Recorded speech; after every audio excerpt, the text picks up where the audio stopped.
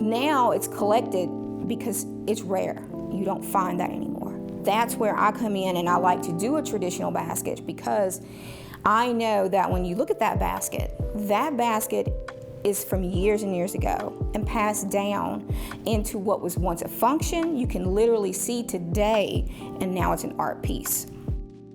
I actually have a master's degree in social work, so that's what I do professionally. But at home, my other love, I would say, would be my traditional basket weaving. My mom taught me when I was about 10, and we had also kind of traveled with other Native Americans like the Kisatchie tribe, the Tunicas, and I'd watch them make baskets as well. Although each tribe is unique, my mom taught me her way of making, and then each person kind of develops their own way of making their own signature. At about 10 years old, I learned basic stitches, and the important part of learning was how many pieces of straw do you add as you go around. So you're learning the basic steps of building and having straight stitches and forming the feeling of knowing when to add without counting. Initially, you're going to count just so you get it right. Around the 15-year level, I'd already mastered how to feel when I need to add straw, how to build the basket, how to keep it level, and then is when I started concentrating on design. Once I started learning to incorporate designs, then I could start learning to make my own designs and add traditional designs. I would find myself looking at other older people's baskets and looking to see how did they do that, asking them questions. And I would get answers, especially if I was interested, then an elderly person would love to tell you. And once they started seeing me do better, that just encouraged me to continue. So going from a child to master's level was basically years of learning. Once I became a master is when I wanted to give that back. I wanted to give back what I had learned from my family and from other elders. And from that point on is when I went from a master to putting things, went in museums, to display my work, to have other people to appreciate it. And I was happy to see other people appreciate it. Or they would ask me questions, how did you do this? And I would tell them. I don't mind telling people how I do something because it's like any other tradition. I can tell you how to do it, but you getting the hang of it is a totally different commitment. So we would never use a full-grown tree. We always use a younger tree about this height because it hasn't been weathered. And when I'm going to pull my straw, you want to put your hand as close to this center as possible, and you pull downward, and that releases it from the tree and doesn't do any harm. It was function, then art. Early on, you wouldn't see very many pine needle baskets because there wasn't a need for it. They had all of the materials in the woods they needed. If it was vines, if it was wood they could split and thin, typically they would weave that into river cane baskets. That's a prime example of a function at one point. From the beginning, I would say all the way up until probably the mid-1800s, you would see more of a function. It didn't start becoming art pieces until later on. And you can kind of follow the industrialization. When that began, that's when you start seeing a lot of the function move out.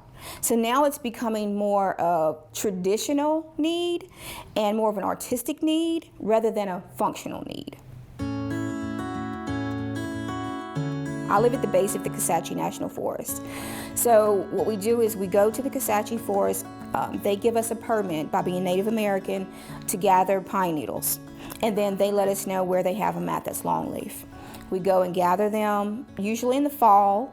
Because of the sap, you don't want to touch them and have really, really sticky fingers. The sap at that point has kind of went down. You gather them, take them home, and dry them. We usually do, I would say, about 15 pounds of straw. And then they're tied into small bundles. You can either hang dry them or air dry them on a piece of screen so where the air circulates from the bottom and the top and the sides. That's how we dry them. And that takes about 2 weeks. This one takes over a month to make. This is what's called a red wing blackbird, and it's native to Louisiana. So I was inspired by that, looking out my window one day, and I just thought it was a beautiful bird. So I put that in my basket. It took me probably 15 years or so to get to this point. I find myself never finished learning. I'm always learning new things. I'm always, looking for ways or critiquing my own work, and I can see imperfections because you do that through the years. You get used to looking for those to always improve. So this is one that I made for my husband. When we got married, we had the only documented traditional Choctaw wedding in Louisiana. And that's the one I made. That's how I made this basket. Most tribes have what they call signature colors. The Choctaw especially were always known to have color, like reds, blacks, naturals, turquoise colors, stuff like that. Those are traditional colors, especially in the southern areas of Louisiana and the southern states of the United States. You will see those repeated colors, regardless if they are Choctaw, Kisatchie, Tunica, or what they are. And I think it stemmed from the area that we lived in. You just had all those splashes of colors. If I live in South Louisiana, where you're going to see more alligators and that type of stuff, you will probably see that type of weave or that type of effigy found somewhere, because that's what they were inspired by. Using this, the red-winged blackbird, I was inspired to do the basket because that's what I saw outside. So we all kind of go back to nature and use nature as our inspiration, but you do it according to your community and your area. Kind of gives you more of an incentive of what you want to do. There's been times I've woven a basket, started from little and had no idea what I was going to do. But as you start going, you think, I feel like I want to do this, or if I want to do an effigy and build it this way, or if I want to do one with a lid or without a lid. So lots of people that's been doing it for years, they kind of sometimes start off with nothing in mind. It just kind of comes to you. Since I became an adult, and I love to do and show people Native American pine needle basket making. After becoming a master, I've had grants where I go in and I'll teach children. And when I'm teaching children, I'm teaching them how to gather it in the woods, how long it takes, what to look for. Then after that process, I literally teach them step by step what the stitches are, the amount of pressure you would put when holding the straw, how many to put. And it keeps the children interested because it's each step of its own. It's not just continuously the same thing. So it kind of holds their attention. But I've taught at museums, I've taught in schools, I've taught my own kids. And again, I have students still will text me and say, hey, I'm out of straw, can you send me some? And I don't mind, because I love to know that people are passing it on. And not just Native Americans. At this point, just to have the tradition passed on is important. My tribe, which is Clifton-Choctaw, my dad's side is Oklahoma Choctaw.